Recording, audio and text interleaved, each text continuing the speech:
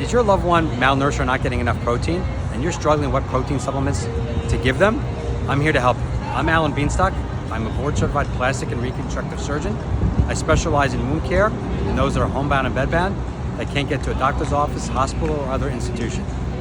A lot of my patients that are homebound and or bedbound or have decreased ambulation, who have wounds, oftentimes are not getting enough nutrition. This is not because they're not eating. It's because when you get older, your ability to absorb is slightly impaired. There's not an excellent answer for this. So we have to give your loved one a lot more protein. So the question becomes, what do we do to enhance their protein intake? Well, obviously the most important thing is have protein in the meals, but beyond that, in terms of having two proteins per meal, you have to give them extra protein. Well, how do we do this? A lot of people give Ensure or Boost. I'm not a huge fan of these products. Not that they're not replete with nutrients, they just have a lot of processed sugars and other things that are not organic. My recommendation is look into making your loved one smoothies with organic protein powders such as Orgain, or my favorite is Garden of Life. We want to avoid whey products as much as possible since it can be sensitive on the stomach. Other options are giving collagen powders or other collagen materials to enhance it. A lot of times we try to give these at least 2 or 3 times a day. Now you want to be able to map this out based on your loved one's ability to absorb these things, meaning that if you're having diarrhea from these products, you want to back off. That means you're getting too much.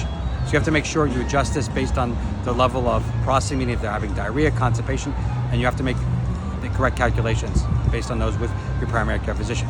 For me, protein supplements are very important in healing wounds. Most of my patients end up not having enough protein in their system to be able to heal these wounds. That's why we recommend a lot more than 70 grams of protein per day. I try to make it 90 to 120 grams of protein a day. Most people do not get excess protein. There's a lot of myth in the renal disease patient you can give too much protein. This has been proven to be not incorrect. We can talk about reducing phosphorus later on in other videos. Other protein supplements I like to encourage in my patients is either Juven, which is a protein powder which you can get on Amazon. We give this once or twice a day.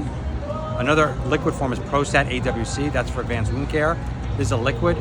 We give usually 30 cc's 2 or 3 times a day.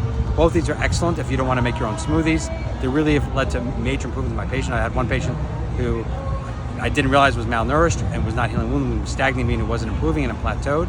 We started giving the patient Prostat twice a day, and by the next month the wound was 80% healed. So I can't stress how important it is to engage in extra protein as well as collagen.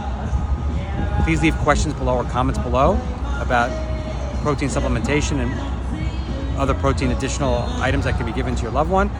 And make sure you subscribe, and I look forward to our next episode. Thank you.